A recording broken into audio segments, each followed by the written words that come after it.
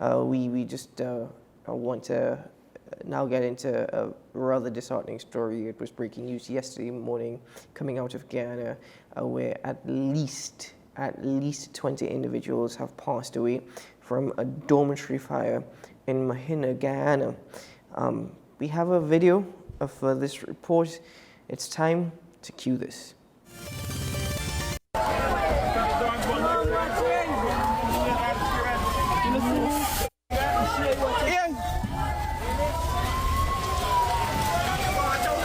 Cheering inside, boy. Hey, they got cheering inside, boy. They got cheering in the back room. They got cheering inside. No, inside. What y'all keep inside there? Oh, man.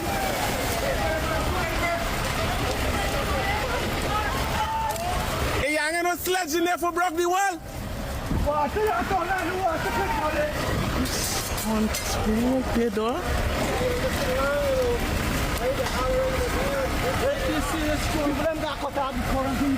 I done deal with the current off, the current on the off. The current off.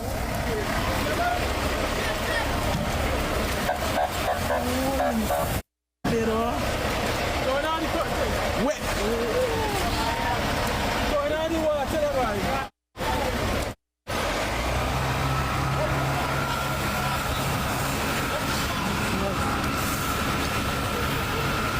what y'all doing, boy?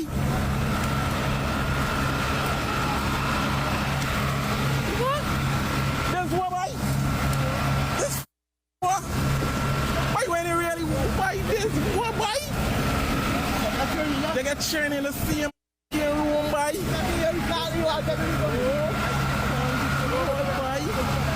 When you want these eyes that don't make no sense.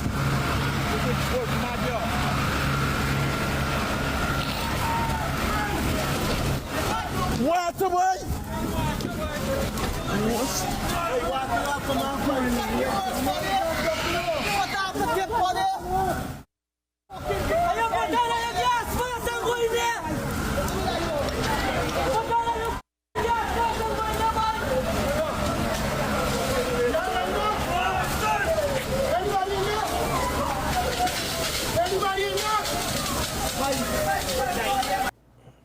Again, it's with a heavy heart that we have to report on such tragedies. The government in Guyana have issued a statement. Cabinet has extended their condolences to all the families who would have lost these children. It's a dormitory at a secondary school in the town of Mahdia. I actually pronounced incorrectly previously.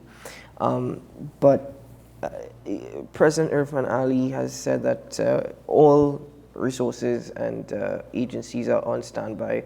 This was yesterday actually that he issued this release because this fire actually broke out in the very early hours of Monday morning. It's said that 14 children died at the scene, another 5 in hospital. At least 17 others have been admitted to local hospitals, and the 2 major hospitals in Georgetown are on alert to receive more individuals. I did see a video actually circulating of staff at one of the smaller airports, medical staff, trying to deal with some of the victims of this horrendous, tragic, sad. Yeah.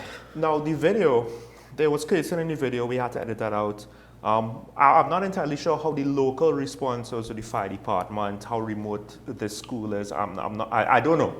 But it seemed as though the response afterwards with regards to they had medical personnel fly in, extra medical personnel, and then of course they had basically every service, whether it was a national security or police service or a private service that operated aircraft, to fly the wounded out to get them to proper hospital care, because one could only imagine the injuries I would call that. 20 kids were rescued or were reported to have been rescued by the fire department. They had to break into the building. Part of the video was the exclamation of some of the onlookers, either not knowing what to do or not being able to have access to the building itself that was on fire. It was reported that the building was locked from the outside, and the kids more or less were not able to get out. I don't know why that practice was done. And then now the acting commissioner of police for Guyana, he came out and said the prevailing theory right now, I believe, is that one of the students lit a mattress on fire after she was upset with punishment that she received earlier in the day, and that caused the whole situation. I actually didn't get into that particular detail, but I am aware that it's being suggested that the fire was actually maliciously started, but they have no suspects in custody up until this time, actually. So they do suspect it's arson.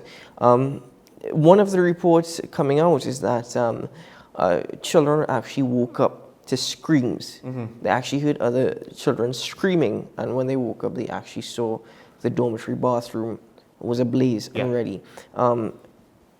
Could you do you even like just reading this story? It's horrific. Guyana has declared 3 days of mourning because the youngest victim was a 5-year-old child. I think they were the son of the caretaker of the dormitory, but the rest of the victims were actually girls because it's a dormitory that mostly houses indigenous people. But multiple siblings passed away, including twins. Yeah. And the thing is, we saw, so I'm assuming here that the building we saw on fire, it was one building that was on fire. And, well, just imagine that level of flame and you're locked in. It's just, again, one of those things where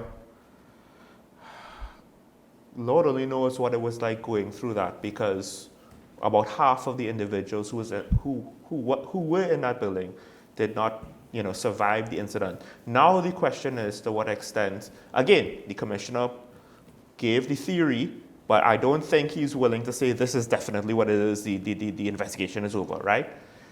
It touches on things that we've been speaking about yesterday as well as over the last week or so.